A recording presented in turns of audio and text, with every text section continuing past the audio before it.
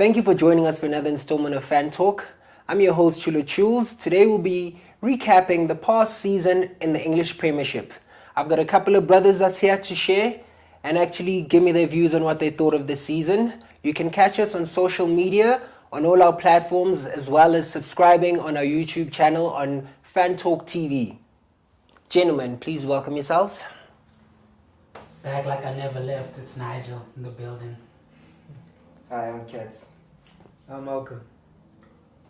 Yeah. Thanks for joining me, gentlemen. So, what did you guys think of this past season as a whole? I'd say it was interesting.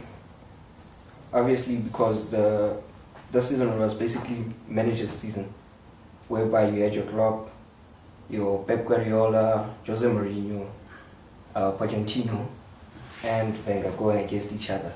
So it was interesting to see like a lot of action, whereby it's like we had like 5 teams which were competing for Champions League. 6 teams actually, no, Yeah. 6 teams that were competing for Champions League spots, and then some didn't make it, unfortunately. We won't get to who you support yet, just yet. Yeah. But you've mentioned the coaches. Yes, it was Pep's first season. It's Mourinho's first season at United. Yeah. You know, it's Klopp's second season. You know, it's Pochettino also settling in with his team. Conte's first season also. It's Conte's first season at Chelsea, and it's Wenger's 20th season. Yeah. 20th? 20th. 20th season. 20th season. How do you think the boys on the field performed for those respective clubs? Chelsea, they did well. Mm-hmm. I think they just came back. Though I don't think Chelsea were off form last season. They just didn't want to play football last season. So this season, Chelsea were back. For me, I'd say Tottenham, best performance. They played the most exciting football as well. Like those youngsters, they did the most. Dele Alli, Harry Kane, Victor Wanyama, they did the most this season. And what would you say? I'd agree. Well, when it comes to City, I think it was very underwhelming considering the hype that was around Pep coming, and then you saw what happened towards the end of the season. So for a team like City to not finish at least, like really having challenged Chelsea to taking them to the last game like Tottenham almost kind of did, I'd say when it comes to City, their players didn't really come to the table this season. But looking at City, do you think maybe it was Pep interfering with the spine of the club and making those decisions with Joe Hart? I would say so, yes. Company was the injury, Yaya Toure was being put aside, and up front he did have Aguero, but he just didn't know with the players around Aguero. Do you think that maybe affected exactly how they actually performed for the rest of the season? Because when you know the leaders in the club, and then it's like Joe Hart is going, and Joe Hart is City. You've got Yaya Toure, who is being the performing midfielder and drives the squad, being put aside. I personally think, based on like when it comes to coaches and stuff, Conte, he came into Chelsea. He never changed much. He just used the current team that's there, changed here and there, and he allowed the boys to play, because the boys, there was nothing wrong with Chelsea. It's just that they didn't want to play for Mourinho, And they came back this season to prove a point that, listen, we want to take everything that's out there, and that's what they did. And now when Pep came in, Pep had a different type of mindset. I think he was so used to his way of playing that when he came into City, he tried and to have a Barcelona, a Bayern Munich way of playing in an English Premier League, which is a bit harder to do in the English Premier League. He didn't really try to adapt in the beginning. He did admit that. Could it also be the dominance of those clubs that he's coached? Because Barcelona was dominating, or at the time when he came in with them and Barcelona started coaching, they were at a point where they could only peak. And when he went to Bayern, they just won the treble. So it wasn't like he needed to really change that much, except maybe try and put in his stamp. But the football there, you're already with champions and winners. Like That was already what the club was built on. I- And they stood out compared to the rest when it came to City. City's not like at the top. That's what I was about to say right now. When it comes to those type of players, those type of teams, Bayern Munich, Barcelona, I mean, he was able to actually he adjusted slowly. He had added his ideology on the players, on the team, slowly, drips and drabs, especially in Bayern Munich, you know. But when he came to City, he decided to change things here and there. Some he had personal issues with, like Yaya Toure, you know. Hart, I do not know what happened there, but he let Hart go because he felt the need that he needed a goalkeeper that was more. Yes, he wanted a goalkeeper that wanted to play the ball more from the back, and he back. said Joe Hart had a problem with that. That's like, I just think he tried to change. He tried to influence the his team, City, a lot quicker than he did with other teams. Had he been a bit more patient to actually wait, actually let the teams play and just put drips and drabs in, it might have been a different story, you know. So we could say that this was an epic fail from where he comes from. You don't think he would consider it as a failed season, because this is the first season he doesn't pick up a trophy as a coach. I mean, it's the first season. Has he got a working team as well? You know, he's got a proper attacking that we can give him that, but like, has he got a working team going forward? I don't think so. You think he's still got a bit of work? There's still some work to do at City. I'd say There's still a lot of decisions that have to be made up when it comes to certain players.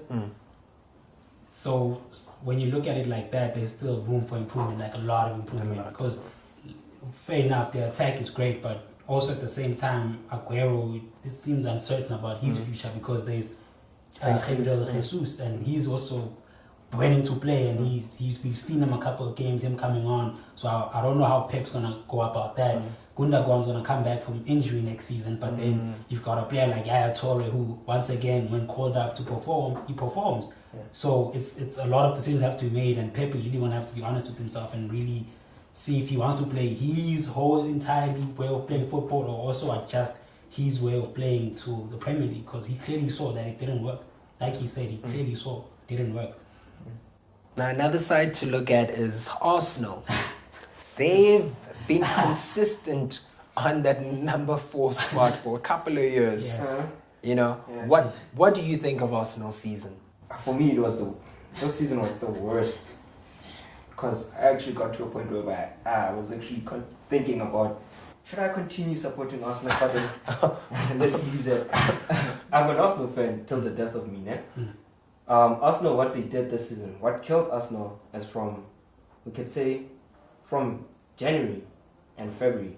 Those are, when you look at the stats, are always Arsenal's worst period of time. Like every February, it's the worst period for Arsenal, because you've got Champions League, and somehow Champions League, it's Bayern Munich or Barca, and then after that Premier League, we had games whereby we're playing your top 4 basically.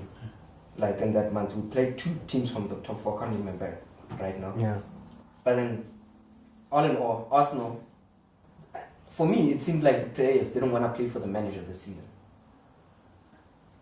From the moment we had that the contract dispute between Sanchez and Arsenal and Ozil and Arsenal, that's when Arsenal, majority of the players started playing like garbage, because they even haven't renewed Chamberlain's contract. They haven't renewed Walcott's contract. These guys also want big. Oh, I nearly said something that's not. No, but I'm with you. I hear what you're saying, but do you also think that Arsenal as a club just they don't have leaders?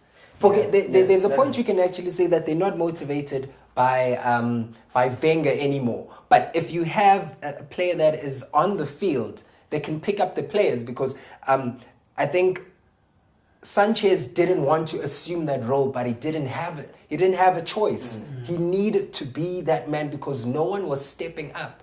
I can say we need a leader like your Vieira. Ever since He's still holding on to them invincibles. we don't have anyone like Vieira. We True. don't have a player like Vieira. They signed Shaka thinking Shaka is gonna be a Vieira. Shaka is he's far off. He's reckless. He's always getting yellow cards. Always fighting. You get me? He's not a Vieira. We need someone who's gonna control the midfield. Because Ozil is more of an attacking player. He can't defend. You get me? So we need someone who's gonna collect the ball, like your N'Golo Kante. It's a person that's gonna cancel all the nonsense that's happening, take that ball, and then give it to Ozil. Ozil, Sanchez, go ahead. That's when Arsenal will start performing. Because that role, the Santiago Zola was the one doing that role right now until he got injured, and they were like, he's gonna come back next season. After Cazorla got injured, who replaced him? Who actually took it upon themselves? Like, I'm gonna step up and do what Cazorla was doing. No one. Ramsey, he's on and off with injuries also. So, right, Arsenal just need a holding midfielder and a strong one. Yeah. Someone who's got character.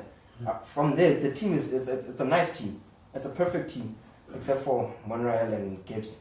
So clearly, you guys have a lot of work to do. Yeah. If we look at Tottenham, Pochettino's team, what can you say about Tottenham? Tottenham was fire. Hey.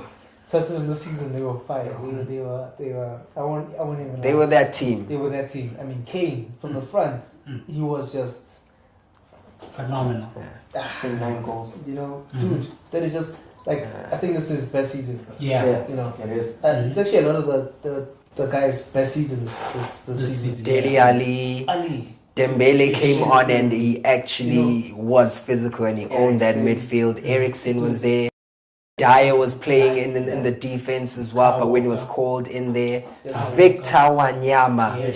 Yes. Stop nonsense. By the way, United wanted to sign him at some point. I don't know where we headed to, but you know, he should have been wearing that United jersey. Kyle Walker also had a great season. Yeah. I think he attacks too much. He doesn't know He when doesn't to track. track back. Yeah. You know, he's always leaving gaps at the back.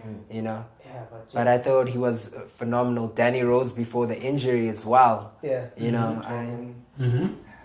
Yeah, I just think for Tottenham it was a great season all in all, actually. I mean, this is it's the highest they've been in the log in a very long time. First time on top of Arsenal. First time on top of Arsenal, you know. And, you know, I must say, because I'm a Man United fan, and Arsenal fans for some reason are very... I mean, City's supposed to be a noisy name. yes, but it But it seems seems to that be Arsenal are those the guys in noisiest. London. They're all the way in London, but they're making noise when we're in Manchester. That's the thing.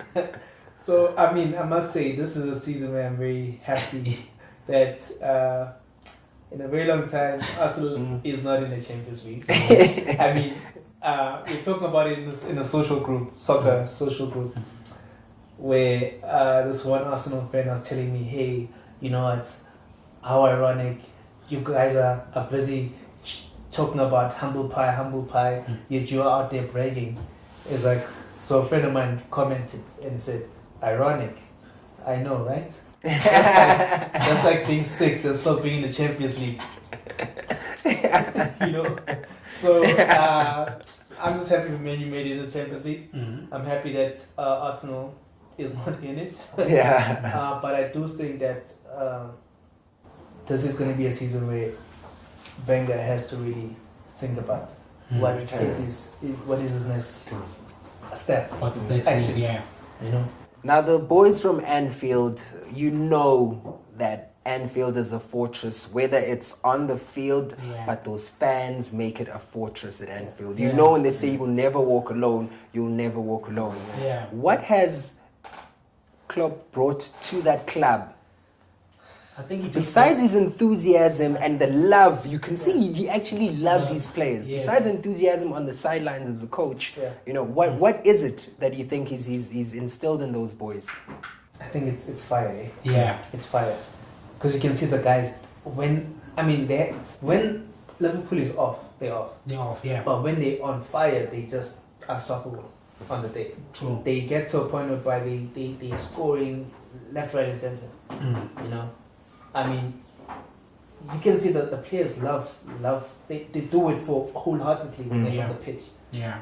The only downfall is for Liverpool, whatsoever, is defense. Mm. Defense. Including at the goalkeeper and the defense part of it, you know. Yeah. Yeah. You know, It's they need that. They need the defense.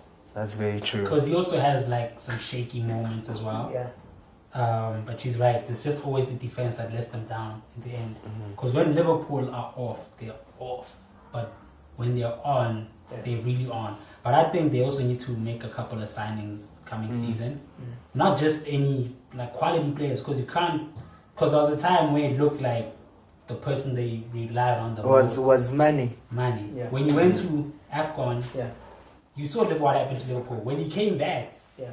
you saw what I'm saying? Yes, that's So true. they're gonna need a play. They're gonna need some quality players. So to also carry that burden, because when he was not there, it's not the same Liverpool that it's got that. Like you're saying, they play with pace. They hit you on the counter. They just incredible. They're in run. your face. They're They're in your face. Mm. They're always breathing down your neck even when they lose the ball. Yeah. So I just think next season they need to couple of signings, and then they should be good. They should challenge a bit in Champions League the way we know Liverpool can in the Champions League.